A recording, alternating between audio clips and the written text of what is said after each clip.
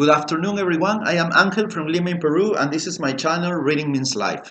Today, I want to tell you about this book, which is called Peruvian Models Who Look Peruvian. Okay, the very title is so polemic, so controversial here. The author is Adriana Seminario, a Peruvian blogger, journalist, and the editor of the blog The Androgyny. She has been a model, she works as a journalist, and in the 10 chapters that the book has, in about 160 pages, she reflects on how important it is to make the world of fashion in Peru professional, because nowadays it's so informal. She starts telling us the situation in the 1990s. The country was in a terrible crisis, and foreign models and conceptions of fashion and beauty were or prevailed in our country. No, that white ideal of what beauty represented in a multicultural and multi-ethnic society as the Peruvian one. She gives us some examples of how this slowly started to change, however, more evidently outside my country than here. For example, the top model Juanita Burga, who has modeled in the meccas of fashion in the world, as it is Milan in Italy, New York, Paris, etc. That disadvantage that her physical appearance and her ethnic figure might represent in Peru, it turns to an advantage internationally. She also tells us about other cases, as Marilyn Saldaña, a girl, a very young girl. I calculate she's maybe 17 or 18 years old now, who comes from the same district as me, El Agustino, which is an area which is stigmatized because it is full of chaos.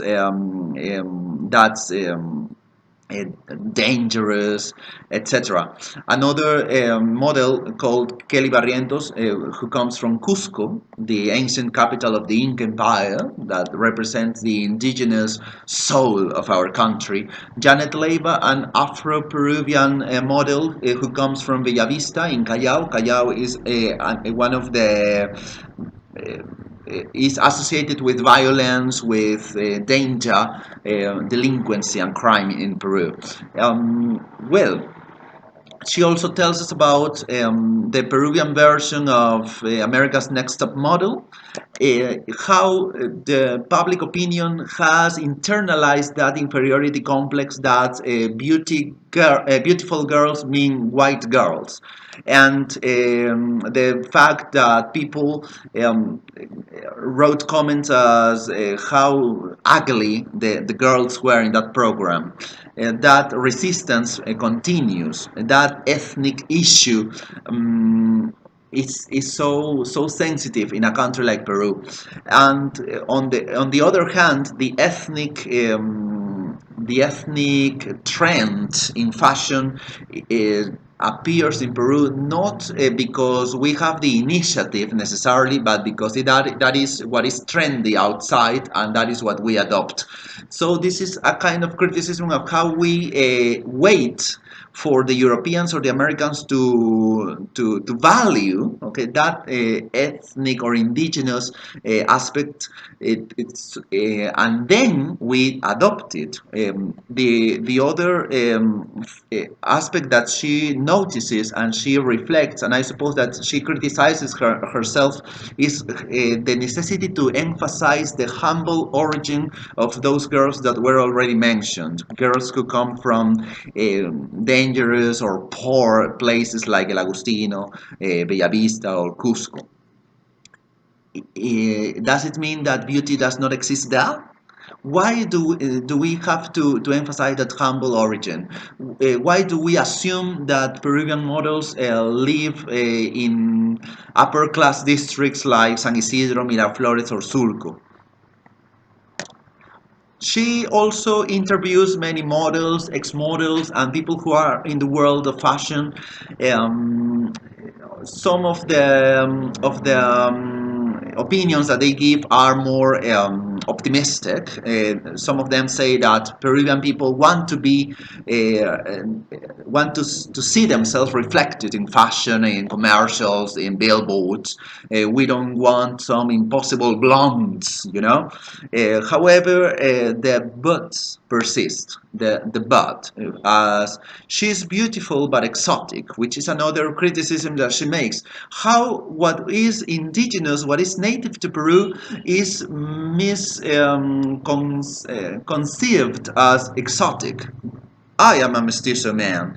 The vast majority of Peruvians are mestizo with a very, very important indigenous presence. So, do we mean that we are exotic in our own territory? And those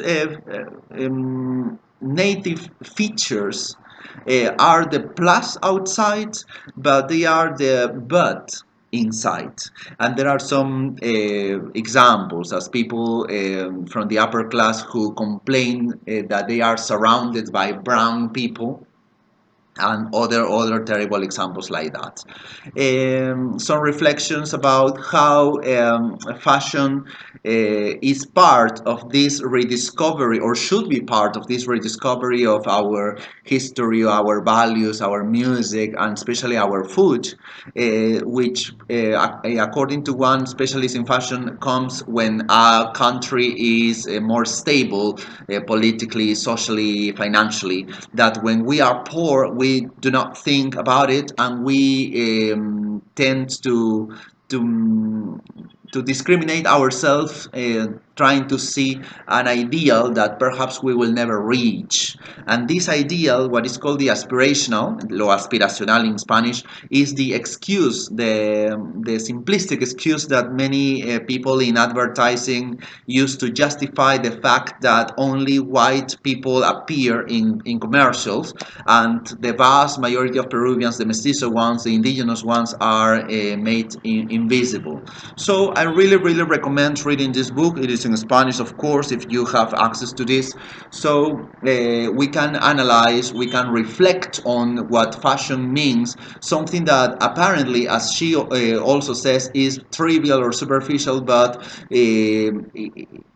it's a very, very interesting approach to research and to reflect on what race means, what ethnicity means, what society means in a country that has 1,000 faces, as Peru does. Well, so that's everything I wanted to tell you about this book. Any comments, any criticisms, any opinions, I will read and I will reply.